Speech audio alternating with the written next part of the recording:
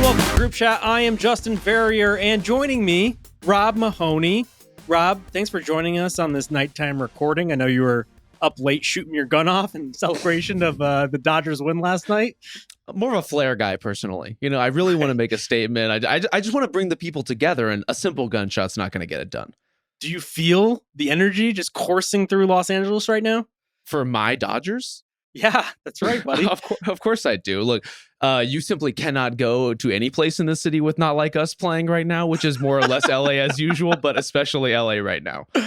I have found that the Dodgers are the one thing that everyone kind of rallies around because unlike in basketball, for instance, where there are some people that are trying to go off script and be a Clippers fan, like nobody ever wants to be an Angels fan. So that's like really the team of LA. And so your team now. It is my team. I'm happy to adopt them. I'm happy to announce that ever since I moved to town, they do nothing but win. Congratulations to them and congratulations to me by extension. You're listening to the Ringer NBA show presented by FanDuel. FanDuel now displays your bet directly on your phone's lock screen. And with the latest updates to the live events and player pages, it's never been easier to be part of the game. And Missouri, get excited because FanDuel's coming your way December 1st. Download the FanDuel Sportsbook app now and play your game. 21 plus and present in select states or 18 plus and present in DC, Kentucky, or Wyoming. Gambling problem? Call 1-800-GAMBLER or visit rg-help.com. Call 1-888-789-7777 or visit ccpg.org/chat in Connecticut. Kyle Mann could not join us for the first half of this podcast. Unfortunately, he fell into some pots or something. There was an elaborate story involving a feral cat. Like, I'm not exaggerating, an actual story involving a feral cat. We'll have to get the full update from Kyle next time. Yeah, there was every anecdote from Kyle seems to be like some chapter in a Southern Gothic novel or novella even. He is living the William Faulkner lifestyle. There is no doubt about it. So we're not exactly sure what's happening, but he's not here for this part. He'll join us to talk about Ja Morant. And the mighty 4-2 Portland Trailblazers. Let's go. We're finally talking about them. Are you proud of yourself? No, never. Okay. I think a little shame is good for all of us, even if it means, you know, we're going to delve into your hometown team, but let's call it out as we see it. That's right. Well, speaking of shame, let's talk about the San Antonio Spurs, who we were doing this pod after the game on Sunday night, hoping to vet them, you know, like celebrate their 6-0 start to the season. One of only, two teams at this point that would have been undefeated. Unfortunately, they got absolutely blitzed by the Phoenix Suns, one of the worst teams in the league tonight. But I felt like it was a lot of good information because for me, this is a real reality check because we'd probably gotten over our skis thinking about Wemby was MVP. Maybe this team could really compete this season as opposed to being the level up year. This felt like more of a come to earth moment. It was a come to earth moment. I just think it was, we're seeing teams like the Suns take the Spurs seriously for the first time in years, right? Wemby is not catching anyone by surprise at this point. This was the most bothered I think we've seen him in any game this season. The doubles really seemed to get to him. The timing of the way the Suns were guarding him, I thought was really impactful. But more than that, it was also the Suns giving us a demonstration of how to attack the best defense in basketball right now. Yeah, well, on the flip side, also perhaps to neutralize Wemby, he didn't have a particularly good shooting game, but we've been talking about this on and off practically since game one for Wemby, maybe even in the preseason. Like, how do you guard this guy if he's going to make all his goddamn shots? We've seen center fail. We've seen Bam Adebayo, despite noting that he wasn't intimidated by how tall Wemby is, that only the media care about that sort of thing, kind of get worked by him in that Heat game. This time, to be fair, Bam also worked in that game. It was a mutual working. Bam, I forgot. Did he go to overseas or something? Because he's getting up more than he used to. There's no more push shots. He's just dunking over guys. Oh, yeah. But we saw a lot of those bulky, big wings being put on Wemby, plus a crowd. And when you don't have the release valves that they had in this game, we should mention Dylan Harper went out. And it just seemed like the offense overall just wasn't given much in support of Wemby. That felt like something or close enough to a recipe as long as the shots aren't falling for Victor. Yeah, I think not just the fact that the big wings were having some success crowding him, but even guys like Devin Booker, I thought did a really good job picking him up in spots, being the first defender before the double gets there to kind of hold it down and gradually kind of push him off his spots or chase him into a corner. that stuff is a huge deal. The fact that those kinds of coverages can work against Wemby right now, because you would think he could turn and pass over the top of some of these guys, but he's panicking. He can be sped up. He can be pushed off his spot. Like, he may look like an unstoppable force on some nights, but he is but a mere player, Justin. He is a young man in the basketball world trying to find his way through these defenses and how to navigate them. And especially with where San Antonio is, like, this is a lot of young guys who are figuring out their spacing together, who are figuring out how to play out of those double teams. Like, some of them have experience doing it from last season, some of them don't, but it's like that learning experience together. This isn't a playoff game, but it was a very tailored level of attention from Jordan Ott and his staff, who I think just did like a great job laying out the blueprint for where the Spurs are right now. Yeah, and the Suns didn't even have Dylan Brooks in this game, who has in the past pestered Wemby a little bit, but they do have the one thing they've had in the wake of the fallen title contender that never was, a lot of these just 3-and-D wings that have some girth to them, and they were really sending help at the exact right time. And for Wemby, this, as you mentioned, learning experience, because the next high level thing for him is not only dealing with the double team, but dealing with it off the dribble and trying to play make for others, which seemed really difficult for him in this one. The other thing that jumped out to me was on the flip side of things, Devin Booker and the Suns in the Devin Booker era have done such a good job pissing people off. Devin Booker in particular gets under superstars' skin.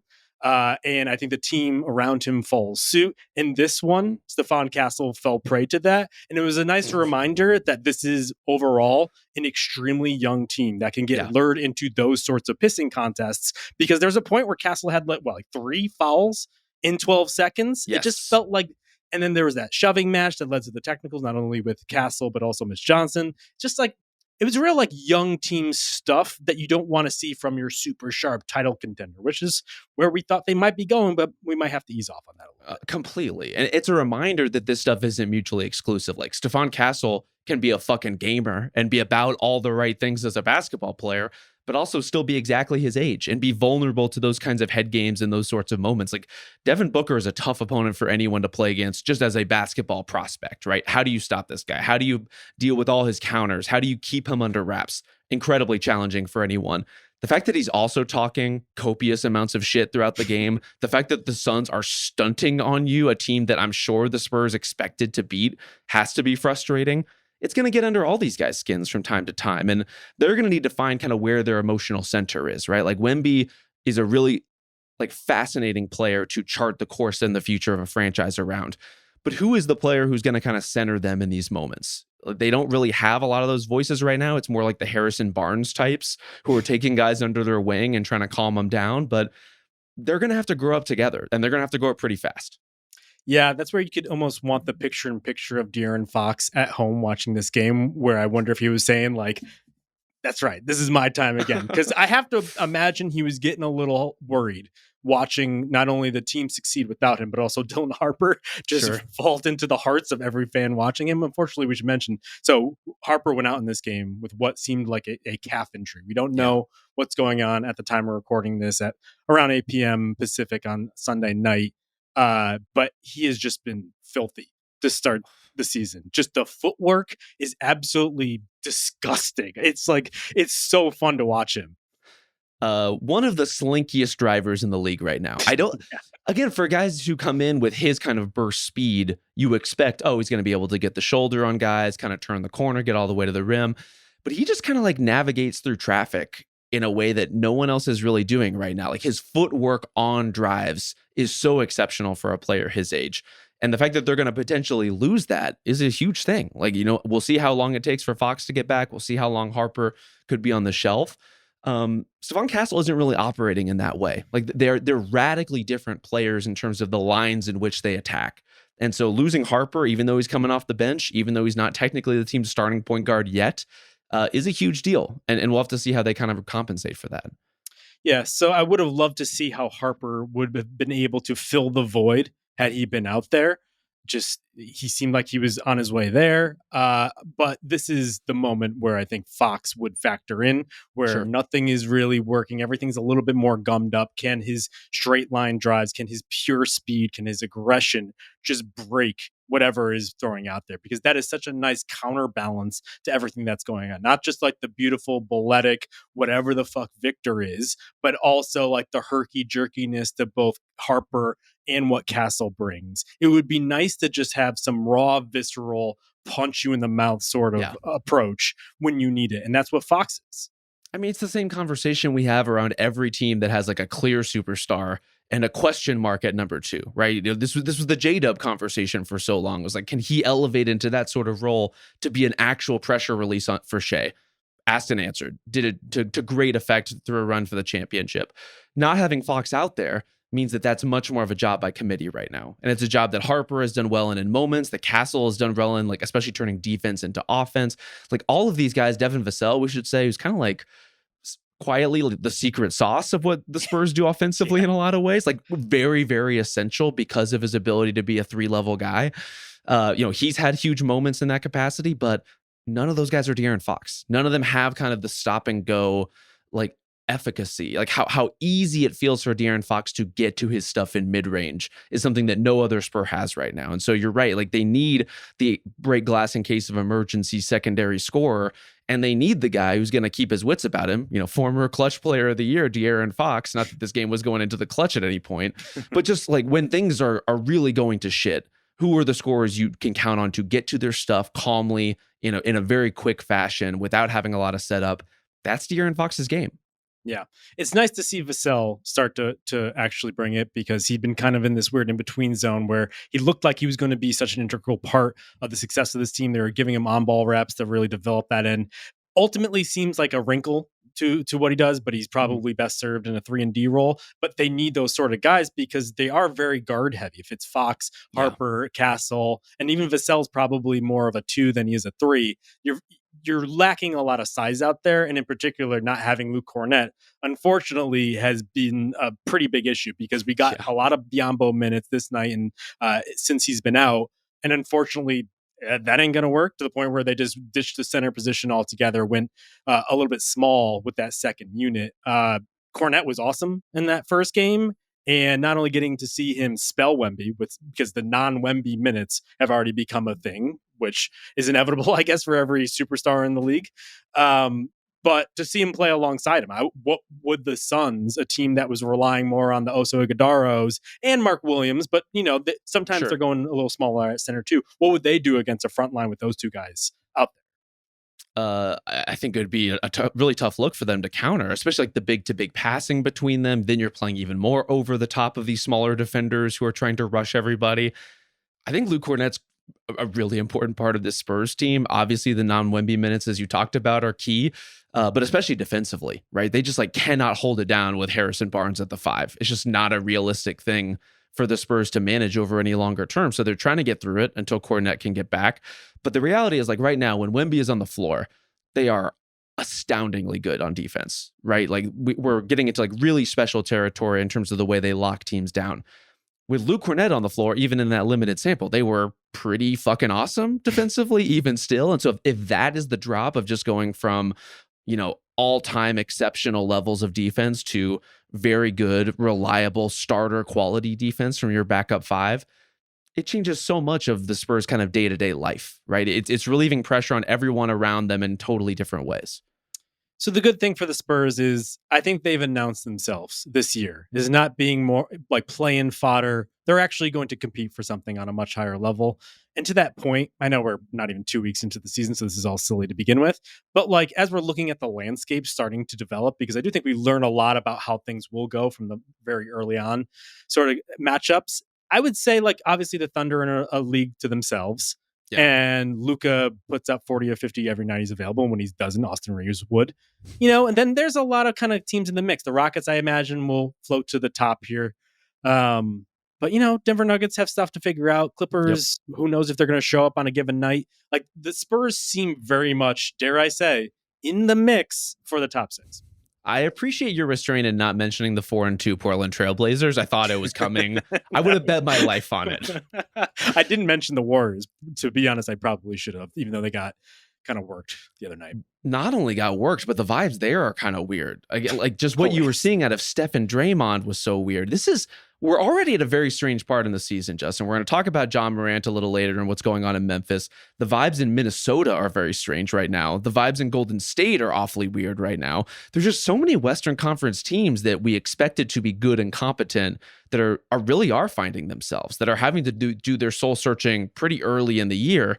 And that in itself is an opportunity for the Spurs, right? Like this is a humbling for sure, but it's not the kind that's going to make the front office like go back to their war room and be like, oh my God, we have to trade Victor Wembanyama immediately because he called out our coach in a post-game press conference. It's just like, oh, what do we have to do tactically to make this make sense? Or what are we learning about the missing pieces of our roster that we're going to be able to go out and find in the future once things really settle down? But for now, they're just really good for the most part. They did lose this game in quite notable fashion, and the Suns deserve all due credit for that. But they have enough missing pieces coming back that I think there's plenty of reason to think that the defense will be even better than it's been, which has already been quite good. And that the offense is going to get, like some of the holes in the offense are going to get plugged up by Fox coming back in particular. Yep. Schedule gets a little bit harder. So they got the Lakers coming up and then the Rockets back to back. And so that's where we'll probably find out just how far this can go. Yeah. But we're liking what we're seeing thus far. Like, I'm starting to think, like, should I just go to the playground and start wearing a t-shirt under my jersey in honor of Dylan Harper and Stephon Castle? Is it cool? You think it's going to be cool again? I think it's cool because I heard people complaining about this because David Stern in that era, he would have just made sure that would never happen. Anyone doing anything but wearing the proper jersey and the proper accessories. I mean, he was sending people to Guantanamo Bay for like wearing any shoe that was not your uniform color. So like, we need to chill on the David Stern worship a little bit. I understand Adam Silver leaves a lot of people wanting. That's okay. David Stern is a different animal. Was a different animal, I should say. We got the NBA Cup. We got a new All-Star game every year, and we got some T-shirts back in the game, baby. But it's such like an oddball thing because you always notice the guy who's not just wearing like the athletic, like clingy materials shirt, right, but the full-on just regular ass Hanes like beefy T-shirt under his jersey. Like that guy always sticks out in college, and everyone always talks about it. And now we finally got some beefy tees with our guy Dylan Harper. He's a throwback. I guess he is a throwback. I guess that's a good thing. I gotta say, this is not something that has moved me in any particular direction. I am simply won over and enamored with watching Dylan Harper literally move anywhere on a basketball court. So I hope we get to do that again very soon. Just briefly, because you mentioned the bad vibes with the Warriors. You know who sucks to see live? Who's that? Draymond Green. He fucking is so annoying. He's just always bitching about someone or something and yelling at the closest foreign player that he can find.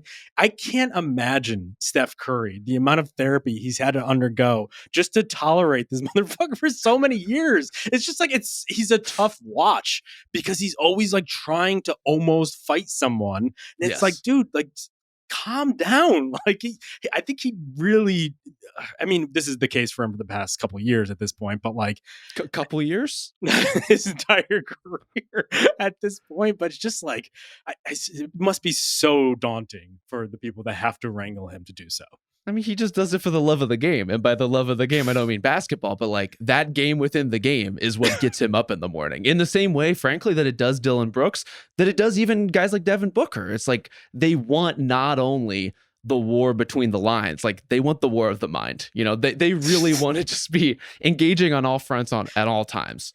That's me just playing the psychological warfare. I didn't want to say it, but I'm glad you called it out yourself. Yeah, Draymond sucks. And you know who else sucks? Who's that? The New Orleans Pelicans. Oh, you who don't literally say. suck because they are now 0-6, dropping yet another game to the Thunder today. The Thunder are the Thunder. I mean, I didn't expect them to win that game, but they didn't have Chet. They didn't have J-Dub, and they were not in this game at all. They lost by 31 points. They did. And that is the third loss of 30 or more this season. So that's literally half their games. Not only half their games, Justin, half of the 30-point losses in the entire NBA this season belong to the New Orleans Pelicans. So, I mean, they just have some of the ugliest losses out there. I would like to run down for you just a quick list of some things that are going on with this team right now. Okay, We talked please. about the bad vibes going around the West. How about this for the New Orleans Pelicans? I think they're the worst shooting team in basketball. Terrible from three. They're shooting 21% from mid-range right now. 21%. Their playmaking is non-existent. They cannot guard literally anybody. Willie Green does not seem to trust a single one of their centers, to the point that they signed and he started DeAndre Jordan in a real-life NBA game. Zion looks like he would rather be anywhere else than participating with this team at this time. Jordan Poole is engaging in every minute as an active revolt against his team. What is happening? I mean, I think this is New Orleans Pelicans basketball, baby. Unfortunately, is what is happening. Well, the good thing is, if things don't go well this year, they have something to look forward to in the draft with a precious top lottery draft pick. Actually, they have two precious lottery draft picks because they have the Indiana Pacers draft pick this year. Oh, wait, they don't have either of those because they traded both of those away. If their GM was literally no one, if they just replaced them with like a cat, and the cat just didn't know how to work the phone, and the entire offseason was a camera watching the cat try to dial like the number for the Portland Trailblazers or something, they would have done better than what Joe Dumars has done thus far. There was a live stream, I'm so glad you brought this up, of somebody had connected vintage like old school Game Boy Pokemon to their fish tank somehow. And the fish, by the way of its movement, would enter a random entry into like the control pad of the game. Eventually, the fish beat the game.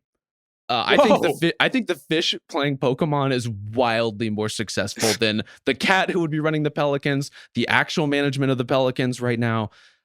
Like, it is just an outright disaster in every possible respect. And the fact that they already mortgaged that future, I don't even want to say Derek Queen's name. It's not his fault. Like, he was just in the draft, and these guys decided to just like sell the whole farm when they knew, they had to have known on some level that this was not going to be the easiest operation to manage.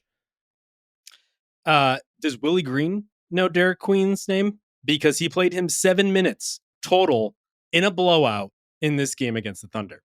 I don't get it. You could say like, oh, we don't want to give minutes to the young guys because then they'll just exacerbate the level of competition. Like they'll just make things worse because they don't know what's going on out there. Well, that wasn't an issue. No, so why isn't the draft pick that you use both of those picks for? Because remember, just for the listeners, the Pacers pick that they gave back before Halliburton's injury, that is what they then used, I believe it was 23rd in the draft, to move up in order to get Queen. So it really was the Pacers pick plus the pick going to Atlanta next year in order to get Queen. So I just don't understand it. I have to imagine that Willie Green's days are numbered at this point. Maybe as you're listening to this right now on Monday morning, he's already gone. James Borrego had some success in Charlotte, speaking LaMelo's language in a way that perhaps other coaches have not been able to. I don't think it fucking matters because this roster is atrocious and the ownership is the worst, perhaps in sports, because the same thing is going on with the Saints right now. You know it's bad when you're blundering across sporting lines, when you're dabbling in multiple leagues and failing on all fronts. But I'm with you that Willie Green inevitably is on a hot seat right now, just because there are only so many things you can shake up and change in these sorts of situations, and the coach is usually one of the first to go. It's not his fault, really. Like, he does some odd things from time to time. Their rotation choices, including with the Derek Queen stuff today, as you said, that's like, oh, that's a little funny. I don't really understand why these players are playing together or why this is the approach with this particular group. Kind of normal coaching, second-guessing stuff as far as I'm concerned. I think by and large, he's been fine. Not a fireable offense as far as the things Willie Green has done. But when you coach a team that is this bad, you almost always get fired. It's just kind of a matter of course. It's a matter of time. And unless he does something dramatic to save his job, that's kind of what the burden of proof becomes, is like, can you bail yourself out of this thing fast enough to keep in that position? And I just don't see anything with this roster that would suggest they're in a position to do that. Yeah, the problem was more process, as it typically is with this organization, where it's like Green stayed when a new regime came in the front office. And the reporting suggests partly because of Green's relationship with Gail Benson, who is the owner. And so if you're friends with Miss Gail, you can get very far, as we've seen with the top level executives in both of the franchises that she's the steward of, and yet just doesn't have much say because she allows those guys to do so much on their own, despite some of the blunders that have happened over and over again. So Green probably wasn't supposed to be here in the first place, and it doesn't seem like he will be going forward. One of the guys that is going to be here for a while, though, is Jeremiah Fears, who, in the midst of all this, playing with some real juice. And absolutely, if you're looking for silver linings, like that's one of them. As advertised, right? Like this is what he was brought here to be and do. And I hope he continues to get an opportunity to do that. Like they're moving him into the starting lineup was kind of a no-brainer if they're going to be this bad. And it really should be with Derek Queen as well. They need to lean into these guys as much as they can, while also trying to facilitate the development of, you know, the veterans who could conceivably be a part of this team for a longer term. The Trey Murphy stuff has been so funky this year because on the one hand, you watch him operate, and Trey Murphy's a player we have a lot of respect for, has really come on strong over the last couple seasons. And this year, it feels like he's trying to do a lot. It feels like he's really kind of pushing on the edges in a way that isn't always constructive, really isn't always productive. And at the same time, it's like, what do you want him to do? Like just sit back and watch the ship sink around him and do absolutely nothing in the process? Like teams that are in this position encourage even kind of the best soldiers to step outside themselves and do things that are like a little bit too much or a little bit outside their comfort zone, just out of pure desperation. And I hope we don't get to that point with Trey Murphy where it feels like all of this development starts spiraling off in weird directions just because the Pelicans are in such an awful state. Real Breaking Bad, what did you expect me to roll over and die energy from Trey Murphy as everything else goes up in flames. I hope it's that. I hope it maybe like the coaching adjustment can bring some semblance of a direction for the good players that are there, if only to like perhaps give them auditions for other teams. I think every team in the league could use a Trey Murphy, and I think most of us watching from afar want to see him get to one of those teams because he's such a high level player. I know a couple of executives have mentioned like that's the guy, like in terms of like the 3-and-D guy that could slot into whatever you have going on. It's Trey Murphy is at or near the top of the list there. But instead, right now they're 0-6, one of two 0-6 teams, and the other one practically plays in like two waves of rookies every game, and that's the Brooklyn Nets. So the Pelicans, unfortunately, are trying to win, and they do not have a win as we record this podcast. Not only do they not have a win, Justin, so like right now, they're being outscored by 18 points a game. Point differential, -18. Jesus. It is the most lopsided point differential for any team in the league right now, meaning like the Pelicans are better at being bad than the best teams are at being good. That is where they find themselves 6 games into the season. So grand opening, grand closing for this season of New Orleans Pelicans basketball. I wish everyone involved well and mental health. And I hope they all just can find some kind of inner peace with all this. Yeah, we all have our one thing. The Pelicans is just being catastrophically bad. You know what? We have never been punished for our mantra of never trust the Pelicans, but never so much as right now. That's unfortunately true. All right, why don't we take a quick break, and when we come back, we'll talk Ja Morant and the Blazers with Kyle Mann. The Verrier NBA show is brought to you by FanDuel. Get in on the NBA action at any time with live betting on FanDuel. From the first whistle until the final buzzer, FanDuel is your home for live betting. So I'm looking at the awards odds here, and I'm looking at most improved player. We have a couple of games worth of data on the docket. And so I think Denny Avdia plus 1,200 for most improved seems pretty good to me, especially because he's been playing really well. I picked him for most improved player going into the season, just because I thought, like, even though he had that leap last year, I think he would do it in a much more public way this year, and it seems like that's kind of bearing out. I still think that the public at large, because he's doing this in a much showier way, the Blazers are playing much better. I think they'll be looking to reward someone. So give me Denny Avdia plus 1,200 for most improved. You should put that one in with FanDuel because FanDuel is giving new customers $150 in bonus bets if your first $5 bet wins. So just visit FanDuel.com/RingerNBA to sign up today. Play your game with FanDuel, official sports betting partner of the NBA.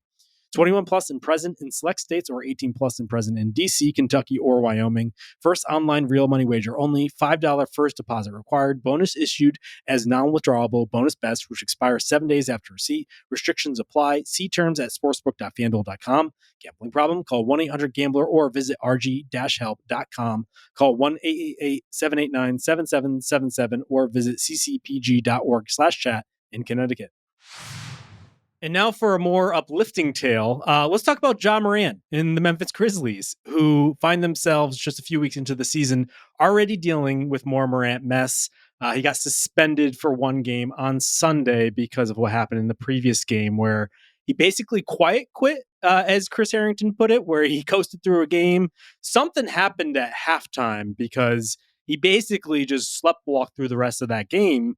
And then afterward, the reporters talked to him. He was very terse in his comments about go talking to the coaching staff, et cetera, et cetera. Rob, not what you want to see for what was supposed to be a turning of the page for the Grizzlies? Yeah, you don't think? That's not what they were looking for from him? I don't think so, no. I have to say, if you only caught Ja Morant's second half exploits on social media, like if you just saw some of the clips that were floating around, I have to say, they do not do his performance justice whatsoever. Like it really is a unique thing to see a alleged star level player float for an entire half and not once like break the 3-point line, not once take an active step on defense in literally any potential direction. I think like the volume of it felt overwhelming in that moment, to the point where it just feels so passive aggressive. It felt so pointed, and clearly, yeah, all the stuff kind of crested post game where Thomas Isalo apparently reportedly called out Ja in front of the team, challenged his effort and lack of leadership. I have a hard time saying that he was wrong, given everything that we just pointed out and everything that we saw in that game against the Lakers. It was straight up embarrassing for a player of his caliber. Yeah, running 3-point line to 3-point line. You know, I've been known to do that, but I'm also more or less washed. Yeah, I mean, we were kind of talking about what it could have been. I was doing a little detective work to see like what would have led them to that point.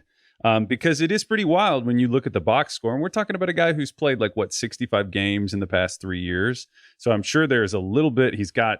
I know this would seem irrelevant, but in the cultural sense, he's kind of getting back into the flow of he's got the most popular shoe. He's like, I'm trying to get back to being the guy at the center of the culture and the center of the highlight culture.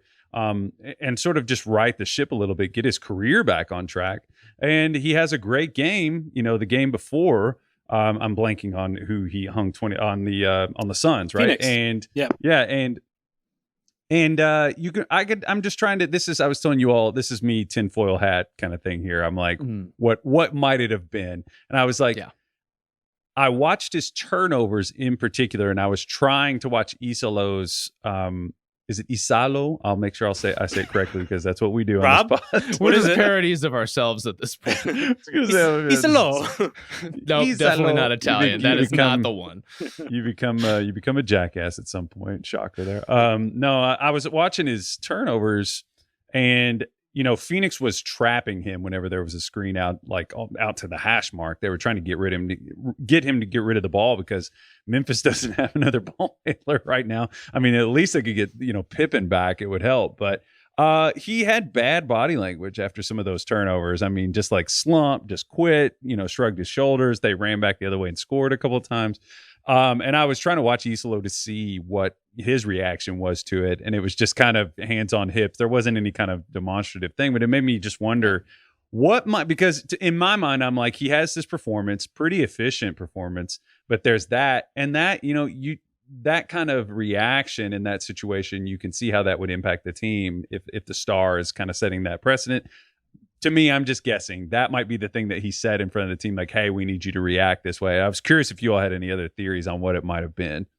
I think it had to be something at halftime because the newser that ESPN wrote about this specifically mentioned the suspension was for Morant's response, which was a tone deemed inappropriate and dismissive in response to Isalo challenging Morant's leadership and effort in front of the team. Yeah. And so something must have happened in the first half, and they came to head at halftime, and then this led to that. I do think that part seems to be true, as far as there must have been some kind of conversation, even just like a tactical one of, hey, we want you to move the ball in these types of situations. Hey, we want you to, rev up into these actions, whatever it is that they were asking him to do. I think there had to have been some nudge that led Ja Morant to just completely shut down and go into like malicious compliance mode of like, oh, you want me to move the ball? This is what that looks like.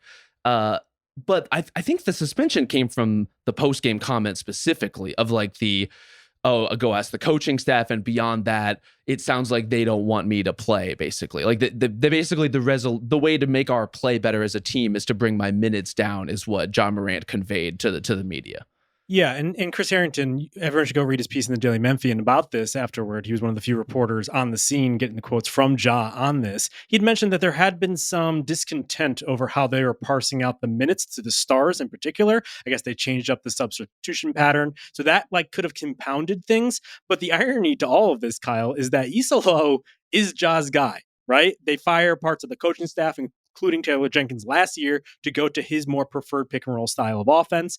And he has been quoted at times since that all happened, backing Isolo not only for just that, the offense and bringing things more toward his preference, but because of his direct communication style. He said recently after a game against the Pacers, he was like, yeah, I like the dialogue. It puts us in a better position. It's great for us. And so it's tough to really find a place where you could fall on Ja's side, because everything seems to be pointing in him kind of being a hypocrite in this situation. Yeah, I just come back. Maybe it's a combination of all of our theories where I'm like, Robbie mentioned like getting off the ball. If you talk about those specific turnovers that I mentioned, it would behoove the Grizzlies for him not to stay on the ball and pound the ball, because he is smaller and they are going to trap him. And if he holds it too long and gets in these disadvantageous situations, those are turnovers. If he gets off it a little bit earlier instead of pounding the ball, his pick and roll rate is insanely high right now, even for him. His usage is pretty normal, 35.3. That's kind of in the ballpark of where he's been the last few years. But 46.8 is pretty high for him. That's pretty high across the league. And, Bain shouldered some of that last year. There's just really not anybody that's credible. So I could see some frustration, in the light of him having such a good game and maybe feeling good about that. You get this direct criticism. Maybe he just didn't want to hear that at that moment, and that's why he erupted like that. Maybe. I mean, look, Ja Morant is not the first touchy star to ever work in the NBA, to ever like bristle at a coach's comments or being called out specifically and pointedly. This stuff happens all the time. I think it's the outsized reaction. I think it's the track record. I think it's the history. I think it's like the overall idea that the Ja Morant experience has worn out its welcome in a wide variety of ways. And he is operating and carrying himself, as you said, Kyle, as somebody who is trying to re-enter this conversation as one of the premier players in the league. I think the fact that he was off in the wilderness for what amounts to years now, between injuries and suspensions, and getting back right and getting back into good form, all the while guys like Anthony Edwards are on the rise, guys like Shea are on the rise. Like Ja kind of feels like he missed his moment in a lot of ways. And now he's just left frustrated, clearly. He's pointing the fingers back at the coaching staff when I don't even know what the devil's advocate position would be, other than the ones we kind of already laid out in terms of, he might be frustrated because of this or that. But there's really just no justification for behaving this way if you're the alleged leader of a team. Yeah, it doesn't even really matter, right? Like, it doesn't ultimately matter what it was. Like, you should at least take the accountability, which I want to talk with you all about that. But sorry, go ahead, Rob. No, but like, there are guys who have earned that right, to voice themselves and voice that frustration, and maybe even call their coach back out in response to something that's happening. Ja Morant has made one All-NBA team. He's made two All-Star teams. Two All-Star teams in his entire career. He has won a single playoff series. Like, what ground does he have to stand on in terms of really putting his foot down and saying everything should be catered around what it is that doesn't frustrate me in this moment? I think this is tough for him optically, because he's lost all benefit of doubt, at least with the public, right? I think everyone is just sick of this, especially last year being so injury marred and the team having this long track record of being okay without him, and them playing offense well in that previous system that he wanted to scrap. To go and do this, it's really like it's tough to get on Ja's side. I think that the problem now is how much this filters into how the Grizzlies approach things, because on top of just all of the discontent and all the issues that have been mounting Kyle, he hasn't played like a superstar consistently in a little while, as Rob's kind of outlining. And this season, he'll have flashes. The Phoenix game ultimately became the game winner, is the prime example of that. But the jump shot looks flat. There's only so much you can kind of keep giving him the credence for, and kind of manage building things toward him, basically. When at a certain point you just have to throw your hands up, and this might be one of those moments. I'm not sure, but I think if it continues down this path, I think we can look back and say that this might have been the real inflection point for him. You hit on it. I mean, I think the shooting thing, when he pivoted into, and I tend to do this obviously because I go back, I see these guys at the different stages. I saw this dude. I always tell people this story. My father-in-law works for Morehead State basketball, and when Ja was a freshman, he was like, you got to see this kid from Murray State. He gave me like the tip on him, and I was like, oh, really? Okay. So I saw Ja, but Ja was very much like I didn't see him, and granted, you could say this was just me getting it wrong, but there was a pivot point for me in the way that he approached the game, I thought, which was he was sort of a floor-raising pick and roll. Great, the passing was the thing that he was known for early on. It was like, oh man, this guy has great feel and ball screens. Like there are guys that like Shaq Buchanan, Darnell Cowart. There are all these random guys who were in the Memphis system who got a chance, but he made them all better. And something kind of shifted a little bit, I thought, whenever he became the scoring-focused guy. It was like the superstardom thing kind of pivoted the way that he played. Now, granted, this, the entire NBA ecosystem incentivizes guys to get bigger numbers, bigger stats, get those all-star teams, things like that. And I wondered, and this is my tinfoil thing. I just noticed a difference in him as a player that started to happen. And if he was going to become that kind of guy who was like, okay, this is the guy who's the scorer at the center of what we do. This is how we build our roster. The shooting does become such an issue. It puts a cap and it creates something that's going to be a problem.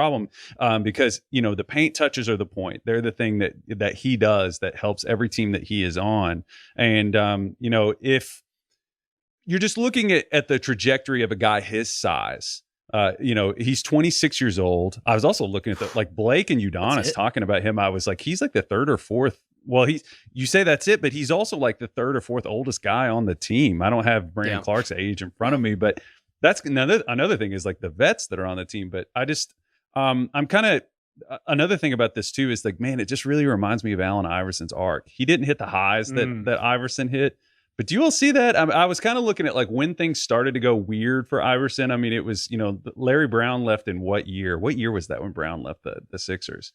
Well, but it feels like Iverson's arc, but sped up. It's like we fast forwarded through the full commencement and the celebration of who AI was, and like the highest of highs in terms of actually driving winning and driving playoff success.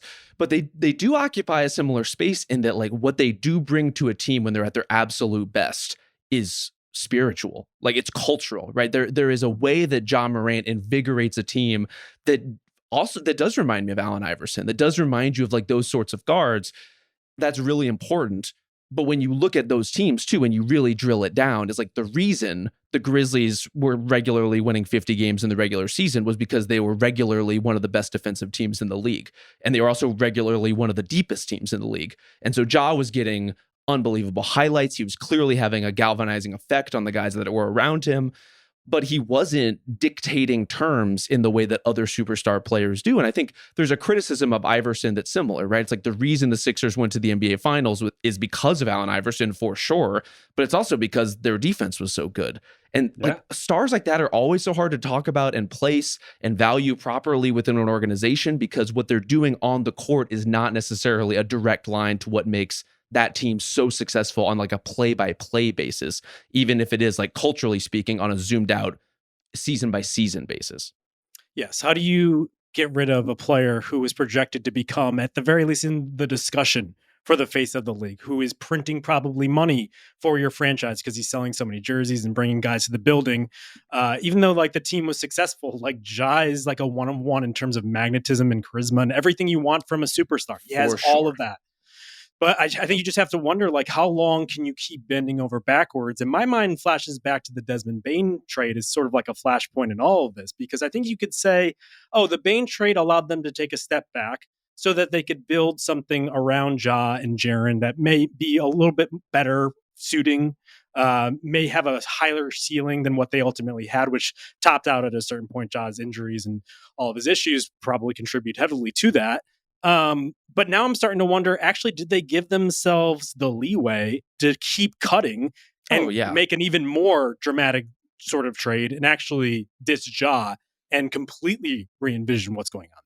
I mean, it seemed like they were kind of at least leaving open that possibility, right? You fire Taylor Jenkins, you trade one of the 3 core members of your team, and then it's just kind of TBD from that point. It didn't seem like there was a hard confirmation or like a reiteration of like, oh, we are a Ja Morant team today and tomorrow and, every year going forward. It was like, this is who we are right now. This is what we have. This is a decent enough team to go into battle with for the regular season, and we'll see where it goes. Unfortunately, Ja Morant has taken it already like 2 weeks into the season into some pretty weird and dark places. I just don't know how you can keep like giving him opportunities and trust that he will be your partner in arms going forward with this. And I think that's a typical superstar thing. But when you're not playing as a superstar, that conversation gets more naughty, and you are kind of give yourself the opportunity to make harder decisions about a superstar, because then we've seen this in just any walks of life. When you don't have the cachet, all of a sudden the bottom out falls out very quickly. Right. And I wonder if this might be the moment, to the point where I think I would probably tell myself, if I was in the Grizzlies front office, this is it. But I would keep going forward, not say anything publicly, keep working the market. But I would say this is where I've stopped doing things the Ja way. We're going to focus on what the future is, regardless of what he is. So this is it, but we're not going to actually make any definitive movement. And it's just internally, I am sipping my coffee going, guys, this is it. You're going to wait in the wings for the opportunity to provide itself. I think the question, Kyle, is what is that opportunity? Because his market value at this point somehow has gotten lower, even though in the summer it seemed at its nadir. Yeah, this event is just so terrible, because ideally you could kind of maybe come to that conclusion anyway and have him play well and be like, okay, everything has been rehabilitated. We're good. He has reset back to the Morant that we knew before. But now this is such a tough situation, because, I guess Memphis could hold out and just kind of act like, I don't know what you're talking about. He's Ja Morant, and just kind of demand what they want. But the market's going to be tough. And, you go on Fanspo's trade machine and Ja's number 1. And I'm going through and looking at some of the teams. I was two things.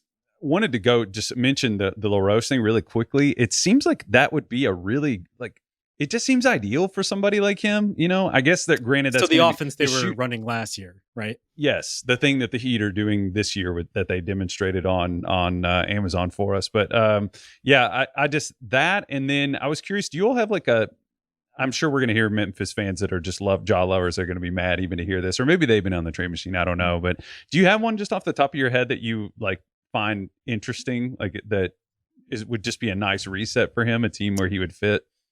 Well, Kyle, obviously I prepared for this moment and I have a whole thing sketched out for this.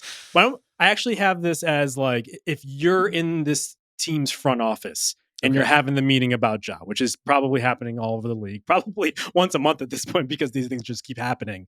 Would you say, yeah, let's go for it. We're actually primed to take advantage of what he does well and assume the risk, because that's where we are, right? I have a list of teams that I have jotted down here. I'm curious what you guys think. The first one is Milwaukee. I would say definitively yes. He's just such a bad fit with Giannis.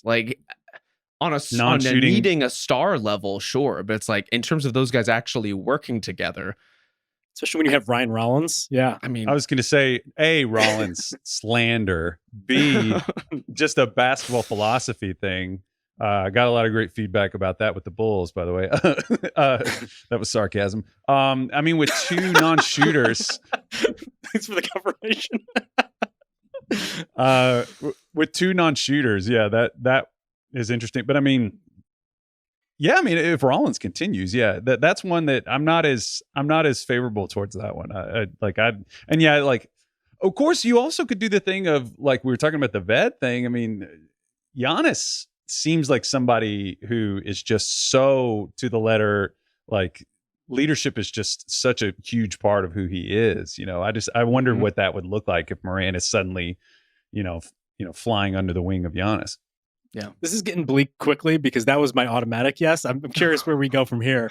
Oh, I think there's one other automatic yes. Who would you say? So you think that's an automatic? Okay, yeah. I think Milwaukee have to be an automatic yes. Okay, so you're into the Ja Morant, Devin Booker experience? I'm not into it. I'm saying, like, would Matt Ishbia say, yeah, absolutely? I believe that he would. Probably so. I just don't know what either of these teams, if we're going to lump them with Milwaukee, have to give Memphis that's interesting. Like, at least Milwaukee has this far away pick that could be something down the road that you could spin forward, basically like what they do with the Bain trade and getting Phoenix's own first rounder next year. But for Phoenix, I guess you just like take on Malawach and maybe just hope to play like 3 of the biggest centers simultaneously. Yeah, there's not a great offer on the board. I'm not going to lie to you. But also, what even is the market for Ja? I don't know how to fairly evaluate what he should be bringing back. Yeah, that's a future question. We're just identifying the teams that might be interesting right now. But yes, I think that's a big wrinkle to all of this. Miami, team typically in the hunt for a star at all times. Yeah. Would you break free from this beautiful Eric Spoelstra offense and get the guy who just forced you to scrap that offense in Memphis? Yeah. Are we breaking up dynasties? Why would we do that? Well, Norm Powell isn't signed long term, so they have a star walking out the building any day now. I mean, this is where we're scrapping. I was going to say the irony of that would be great if he complains about LaRoche and then goes to that system. But I think that segues to kind of what we're talking about, is that if you want to talk about any organization that has alignment, up all the way up from the coach to the GM to the ownership, man. I mean, like that would be a situation where I think his tolerance for really direct criticism would be, because that stuff just doesn't go on in Miami. I mean, you saw Udonis sort of but I was thinking about it as I was driving to pick up my wife from having a flat tire earlier. I was thinking about accountability within organizations, and it's like, that it's a nice idea, but you don't really ever get to that point. It's like, what makes those teams so different so that they can hold the line and tell a superstar, like, this is the way it is. You're going to change. We're not going to fire the coach because of your whim. And it's like, Memphis just never really quite got to that level where they could do that. And it's going to be interesting to see if they hold the line here. But yeah, Miami would be a funny one just because it would be such a different, I don't know. How would that go? Can you imagine being Noah LaRoche and it's like, just everywhere you go, Ja Morant gets traded there and you get summarily fired? Like, it's an absolutely horrible fate for a guy who's like just like a consultant with the teat at this point. But this is the NBA in microcosm, right? We talk up all these trends and these wrinkles that teams are finding to work around the fact that superstars typically dictate the fate of the league for time, pretty much the entire league, right? Totally. But I think the question now is, are some of these superstarless offenses at the very least giving your franchise the leeway to sell to your ownership, like, actually, this star who's being a dick, we don't need him, actually, because we could do this without him. Go look at Miami and all these other places that have succeeded without them. You can even throw, I guess, to a certain extent, if you really wanted to squint, like OKC, because obviously they have Shea and the MVP, but like they have built this big old feeder system, the wings and defense, and that is starting to filter around the league. I think the time right now is best to, at the very least, lie to your owner and say that we don't need to put up with a superstar. I just think that the payoff of going that far down the go-to option list is worse than it's ever been. Like there was a point in the NBA where it was ISO driven enough, or even just pick and roll driven enough, where just handing Ja Morant the ball and clearing out and giving him even a marginal amount of space is like, okay, this is a successful basis for something. I think Ja, between the injuries, the shooting, his difficulty getting to and finishing at the rim, which is shocking to think about given his athleticism, but has been kind of a continuing trend in his game, along with everything that happens with his conduct on and off the court at this point, apparently. Just thinking about him as a pure go-to scorer and go-to creator is far enough down that list at this point where it just doesn't necessarily justify itself. Like, you have to have more reason to want to believe in that model. And if that doesn't work, if he's the kind of player who just all of a sudden doesn't really track in that way, then why not play the way the Miami Heat are playing? Why not play the way that the Indiana Pacers played last season? Like, why wouldn't you try a different, more democratic style if you can get the ball movers and the ball handlers and the kind of shooters to at least believe that you can live that way? The counter to that would be Toronto, who stink despite paying a lot to get all these mid-tier veterans in there. That's the other team I have on this list. How many of those guys can actually pass is kind of where I've been with that team to begin with. And that's to say nothing about the shooting, which the spacing in Toronto is obviously its own problem. But there's a lot of guys who are like sticky with the ball, right? Who need it in their hands, who aren't making the like split second decisions that teams like Miami are thriving with. And then frankly, even teams like Memphis were doing well with even as recently as last season. So there's a very fine line between this guy can get assists and this guy can actually play in a very fast moving read and react system. And those are not at all the same thing. They have never been the same thing, but it's easy to talk yourself into it. So are you pro Ja to Toronto or anti? He wouldn't play worse than Emmanuel Quickly has been playing. So maybe that's an argument in favor. Soft maybe from Rob. Soft maybe. Yeah. I mean, it seems like the Kings would be the type of team that would trade for. I know that's just like the recurring punching bag joke that we make, but that does seem like something that they would do. So no serious team, you're saying? It's literally the Phoenixes, the Kings, the dogs of the league. New Orleans will throw in there just because they tend to get involved in stupid things as well. Sure. Like what about Houston, for instance? Absolutely not. Would they break the defense? They shouldn't. They should not. Even if the cost is low. I wouldn't do it.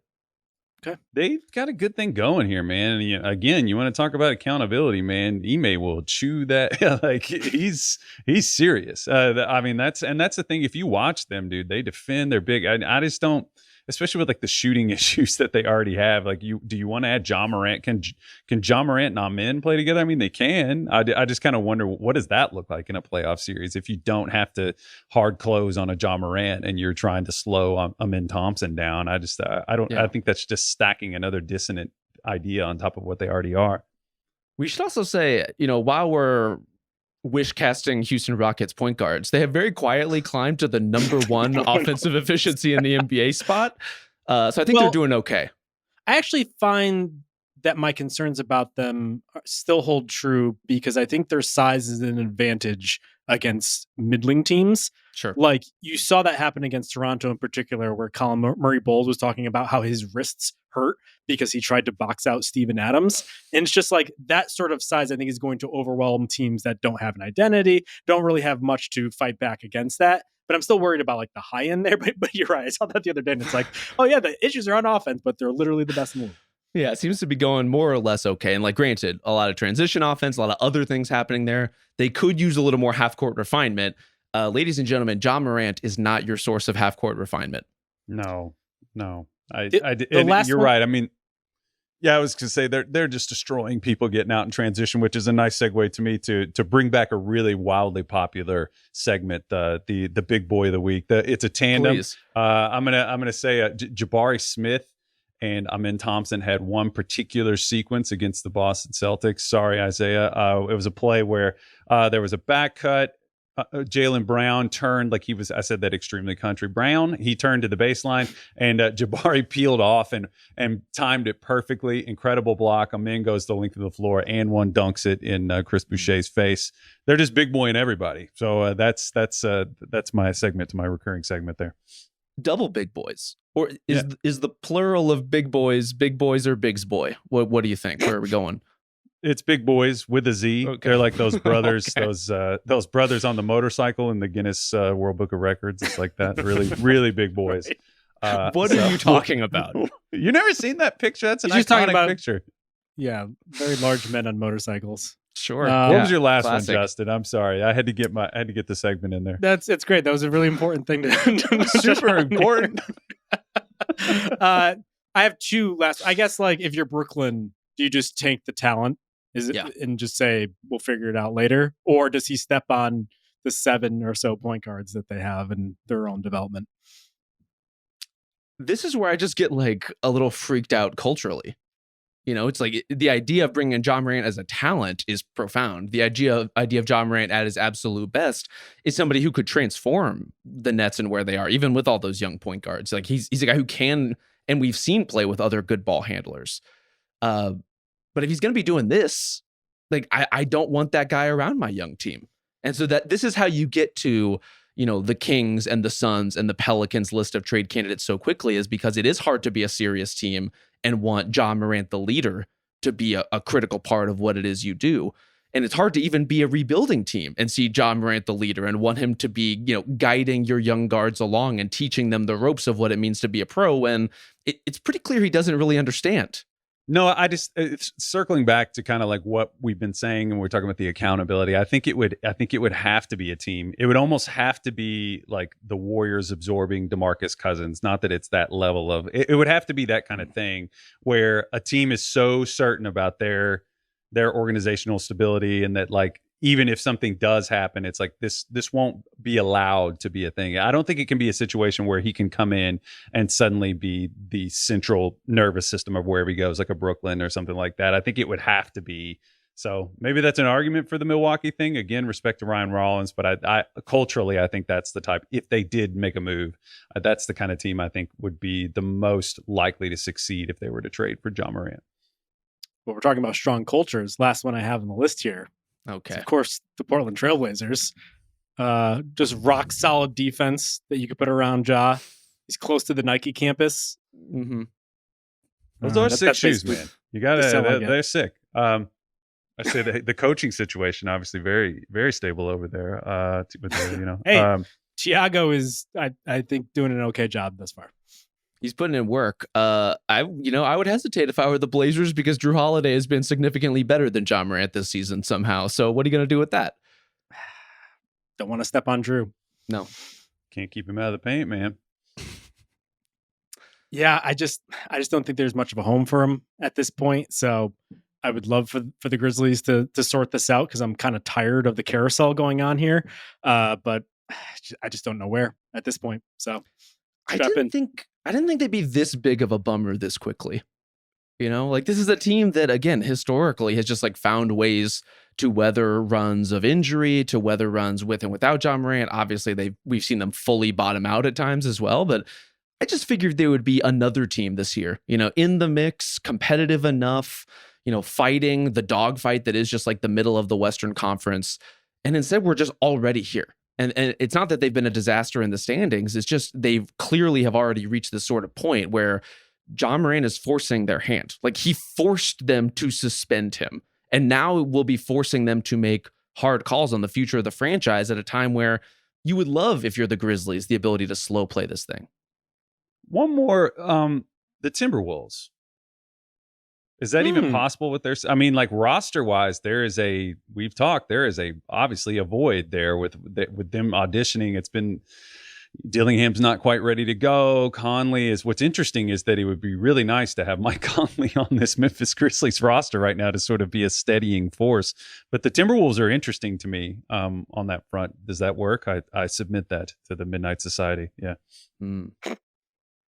I mean, if you're worried about their defense right now, timing seems a little bit off to add Ja Morant in there. True. I think long term they do have a lot of issues about how they're going to fill certain voids. Obviously, the Nikhil void didn't just paper itself over very quickly there, but also I think the Dillingham thing has been pretty much a failure at this point. I don't have much hope that it will sort itself out. But what do you have to even trade Memphis in that scenario?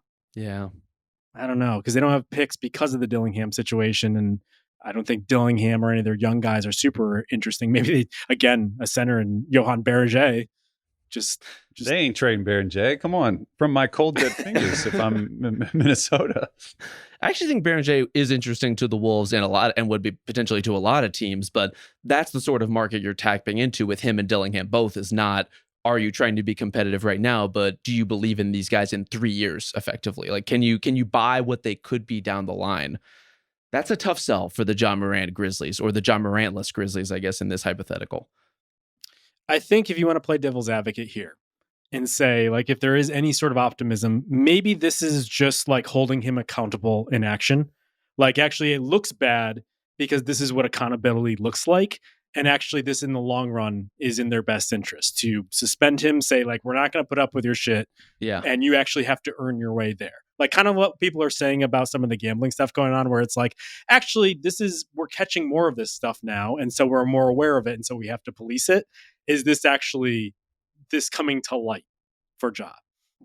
I appreciate, Justin, your want to be the devil's advocate. This is what you do, like you're very good at standing on these ledges. I would bet, of optimism. Truly, always. I would bet we can pull a clip that is almost word for word what you just said from when Ja Morant was suspended and barred from the team and said, checked himself in Florida. It's like, oh, this is what accountability. It looks like this is the real moment for him. This is the turning point. Like how many turning points does a guy get? How many opportunities does he have to have like actual accountability? I know. And that's the big thing with the Portland thing as well. It's like too many strip clubs per capita. Okay. Put a guy in anywhere near the place where they're a little bit more alt than probably he's used to, but we all adapt. What, in Portland, are they stripping off their Pendleton wool wear? What's going on? I just can't picture that. I don't know. I mean, I can picture that, but I just can't. Portland doesn't seem. Let's not picture that.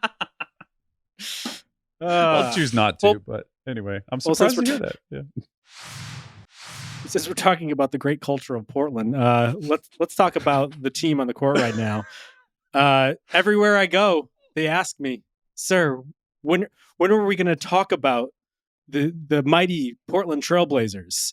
Mm-hmm. And their small ball lineups. I go to the grocery store. The girls are the little lasses and lads are pulling on my coat and saying, "Please talk about Jrue Holiday's steady veteran leadership." And I'm like, "We will eventually. When the rest of the podcast acknowledges how good the season has been, we will do it." Sounds like the lamest Charles Dickens novel ever. Just little kids in the street, just tough competition for that. Charles Dickens low key sucks, but. We should say the Portland swear jar has been implemented this season for any time Justin brings up the Blazers in a manner in which we think is uncalled for. We all signed off on doing a Blazers-oriented segment of some time today, thus illustrating their power, thus illustrating just how good they've been this season. They're kind of undeniable at this point. They've been one of the best stories of the early season.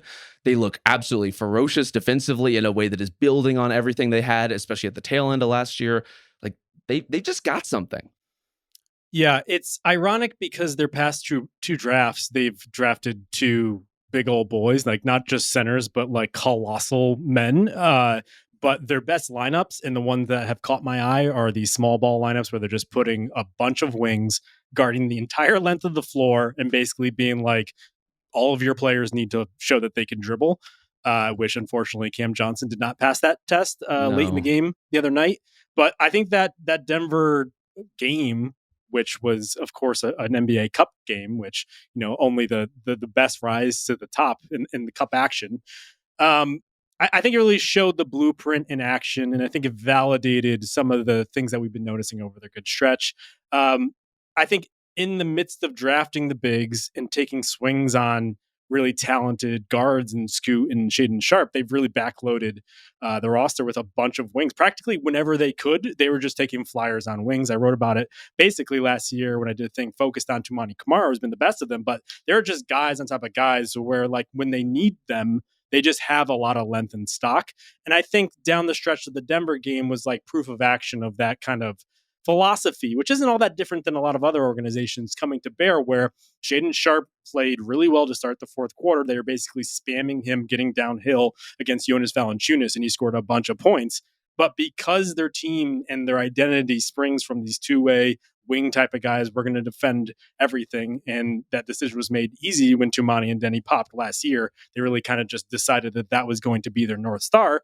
They rode Chris Murray down the stretch, who by and large, not that great of a player, but he was bringing it defensively. And you see what happens when they turn over Cam Johnson or when they're just making things difficult to get up the court. And then like all of a sudden you're trying to get away and whoop, Toumani's there trying to draw a charge because he's an absolute pest. And like the biggest thing, Rob, was like Jeremy Grant guarding Jokic in tandem with Jrue Holiday, where they were kind of doing an inside out thing.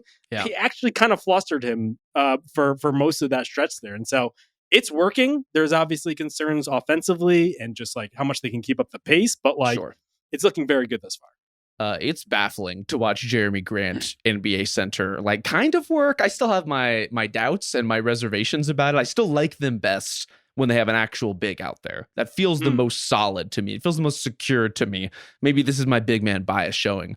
But what you're saying about like the Rob Williams revival, I mean, that's all fine. Like he's among them for sure. Game.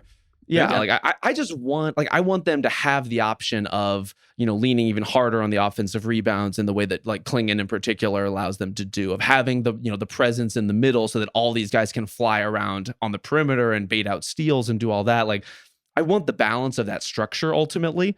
But you're right about the interchangeability of a lot of these wings. And I think some of it is like, I kind of like what Chris Murray is doing. Like, I kind of like what a lot of these guys are bringing to the table, even the lesser wings on the roster for a team that seemed pretty shallow, like seemed like they were going to have to plug and play their starters in various combinations to make it all work. And then all of a sudden you just see guys coming off the bench and giving them important and meaningful minutes to the point that when you look over the course of these games, the starters are largely getting punked together. Like when that group plays together, they're losing those minutes almost every time out. It's all of the regularly assembled interchangeable wing combinations throughout that are just making it, here's just like 30 minutes of other stout defense. You know, like here is a way to construct a lifeline through the course of a game, just based on energy and effort and youth and the enthusiasm of all these young guys who know how to guard. I just think it really works as like the baseline of an organization right now.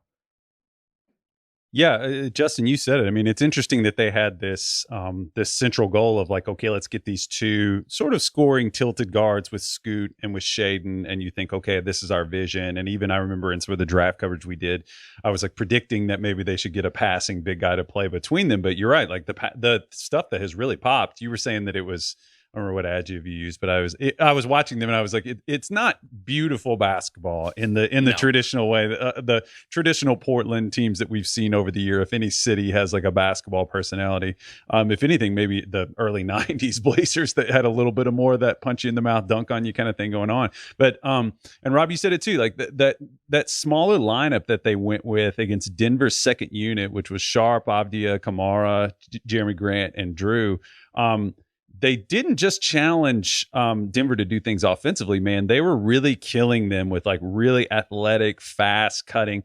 Peyton Watson, I thought Aaron Gordon was about to wring Peyton Watson's neck like a cartoon. Like it was like he was just like, what are you doing? And over and over again, I mean, Denny has just he's just blossomed into this. His ball handling has just taken such a leap, man. I mean, like getting it so physical, he was bullying Jamal Murray. So these are like, they're not gigantic lineups, but they're kind of crammed in that middle zone where they are long. They are very, very fast.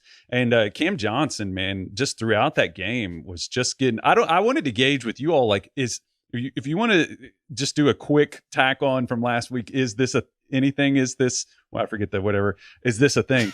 Is Cam Johnson's defense a thing? Because OKC is similar in their build and the types of teams that they play. They're going to have to beat OKC. At least MPJ was like, when healthy, could give you some of the weak side contest thing. He's big. He can jump.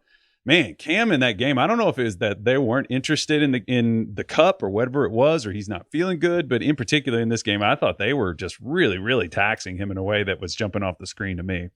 Has Cam Johnson's defense ever been a thing? I mean, holding up has always been the goal for him. He didn't hold up in this game. No. Yeah. I noticed the lack of size because I'm used to MPJ being out there. At the very least, he'll like when he's activated be on the boards or just be a big body soaking up space, which I think is particularly advantageous against Portland because they are fast and feisty, but there's a lot of just girth and size and strength to all of those wings. Like try boxing out Drew Holiday, who's a fucking brick out there, and Cam Johnson doesn't really bring that physical aspect. We'll see, but like especially when he's not hitting, he does stand out for Denver. Like is like, what else are we doing out here? Yes, but I'm glad you zeroed in on like the way that Portland's physicality impacts their offense as well, right? It is not just them getting into people's jerseys. It's the way that they can go after the Cam Johnsons. It factors into the speed they play with too, because if you're gonna be the second fastest offense in the league short of Miami and have this kind of wiry physicality to you, that's when you see everything that's coming out in Denny's game right now. Where like Denny Avdia is not the quickest first step in the league. And teams just like cannot keep him out of the paint right now. And a lot of that is because of all the transition and semi-transition stuff that Portland has going for them. And because even if you kind of get in front of him, Denny can bump you out of the way. And he's getting better and better at drawing fouls. He's getting better and better at like moving so quickly on the catch. Like that to me is kind of the emblem of the team Portland is and wants to be, is like, how do we channel that sort of downhill momentum all the time? And you can only do that if you're as physical as these guys are. Yeah, the offense is always going to be the big concern. I think the defensive success, I think we could have projected based on the personnel. Like, not only is it the wings, but Klingon is obviously a huge deterrent there. And getting Rob Williams back, I mean, should have won Defensive Player of the Year. So if he's giving 15 minutes there, he just works so well off of what they've already established. It's always been the offense. It's basically, can they tread water? Is there enough there collectively? And ironically enough, Shaedon Sharpe has basically had a showcase opportunity, and all of a sudden he kind of flubbed it, right? The preseason, he looked great. He just like could not miss a shot, especially in that first game against Golden State. He just like really doesn't have it going right now, to the point where like when he was hitting in that game, he was very intentional about like, we're going to go to Shaedon, he's going to get his, versus all these other guys that could just play so beautifully within the flow of things. Denny in particular is so good at that, matching not only just like the more European, like I could do anything in the flow of this with the physicality. He's taken a leap. I think Jeremy Grant has been reborn at this point as a 6-man scorer. I think part of that is like maybe just the team had bigger expectations, and he seems to me to be the type of guy who will wax and wane depending on like where we are. Like if the team's not going well, but if it's going well, I'm going to play up there. And obviously he has more veterans there. Drew is a guy more of his age. Dame is there just hanging out. Like that plus the bench role, I think scoring against second units has really like re-engaged that part of him. But I think Drew has just been an absolute like shocker to me, because I think there was a lot of data to suggest based on last year that might have been it. When I first saw him, I was like, this dude is like chiseled. Like he's lean as hell, but still like a tank. And so he looked even more fit than when I saw him almost a decade ago in New Orleans when I was covering that team with him. But he just has like this steadying presence. And if you look at a lot of the crunch time plays that they've been in a lot of close games late. Like he just has the ability to be so calm in chaos that like right now they're getting by with all of this stuff. I think at a certain point, there's going to be a rubber meets the road moment. And it could be this week when they play Luka. And then OKC is in town, where it's like, oh, we got to go star for star. Like, where is the juice coming from? Yeah.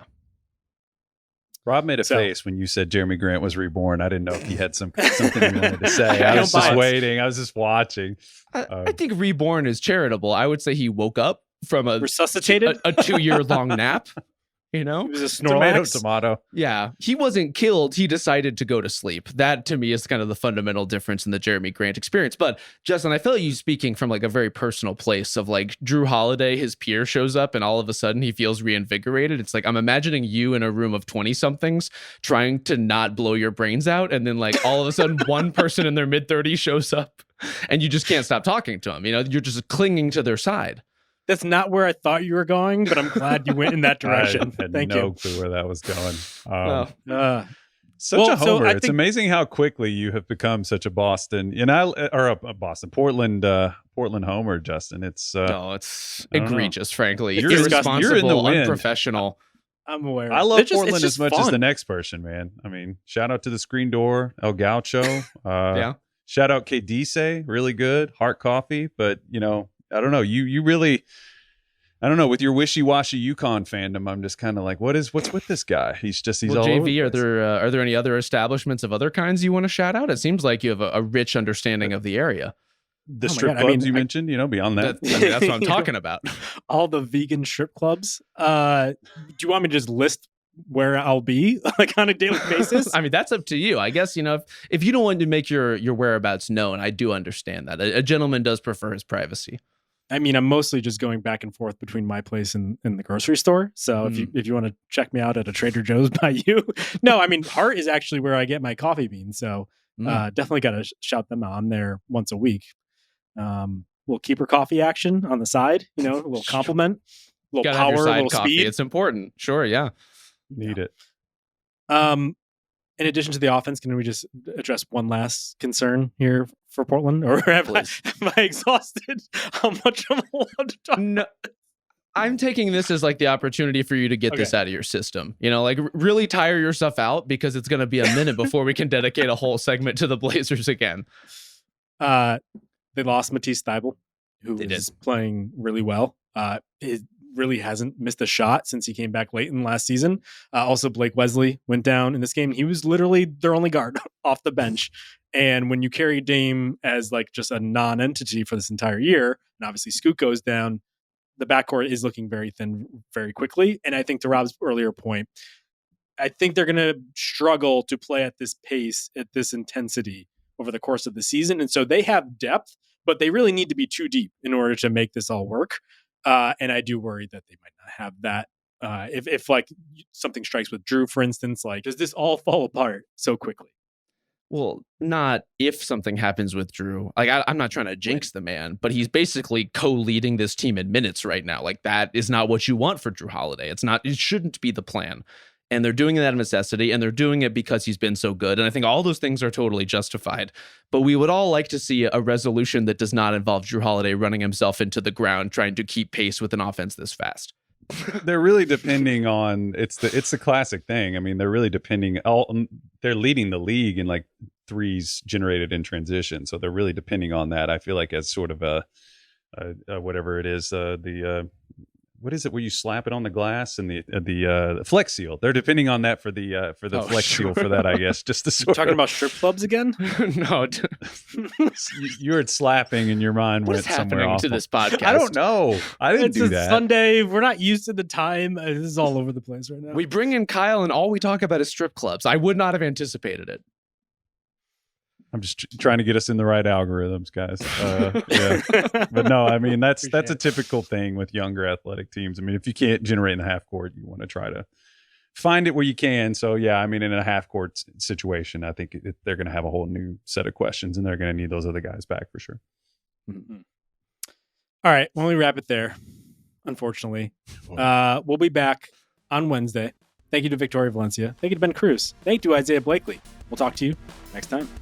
Must be 21 plus and present in select states. For Kansas in affiliation with Kansas Star Casino, or 18 plus and present in DC, Kentucky, or Wyoming. Gambling problem? Call 1-800-GAMBLER or visit rg-help.com.